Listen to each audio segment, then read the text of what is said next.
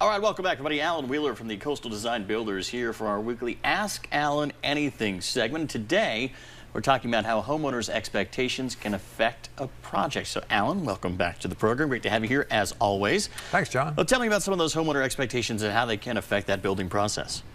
Well, I'm going to be a bit philosophic that everyone, like when we get married, when we start a new job, everyone has expectations from their own experience. And so when a homeowner wants to build a custom home or do remodeling, they're faced with the same situation. They have expectations, and they'll ask me questions when I meet so that initially they might feel a little more comfortable.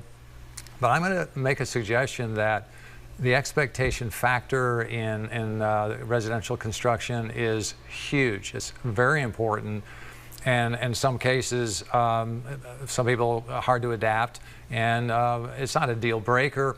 But some people, have better experiences than others because of expectations. So it's going to be difficult, but obviously you want to kind of manage those expectations a little bit because there are things that can get in the way of perhaps an on-time delivery, let's say, or a completion date that can really sour that relationship between the contractor and the person building the home. Yes, right. You're right. And, it's right to expect to have quality work, to be able to finish a project within time, particularly if there are no known big issues like weather, like last summer it rained so much. So they have those demands and very realistic expectations. A few delays. They shouldn't have a lot of delays.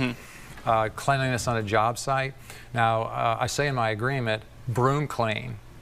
But I have found over time that sometimes people, because they vacuum their house, the definition of that. So we need to talk about, what broom clean, that, you can eat off the floors in your house, but not on the project. Well, it seems like a very important conversation that you need to have with your contractor up front. Now, what do you do when you have these conversations with somebody looking to build or remodel a home? What do you tell those homeowners to expect? Well, for instance, I will provide a work schedule with decision dates, because I think fear can come in when people don't know what's going to be happening next. So I'll pick a starting date and I'll say we need to decide on shingles, on cabinets, on whatever the project requires. So kind of giving them a timeline. Give them a timeline so they feel more comfortable with that.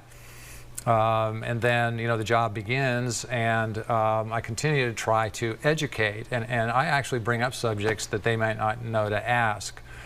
And then I've really had some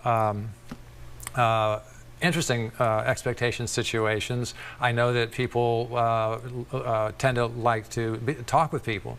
So on a job, many times homeowners will come out and visit with the trades. Yes. Some will stand there for 2 hours and look over their shoulder.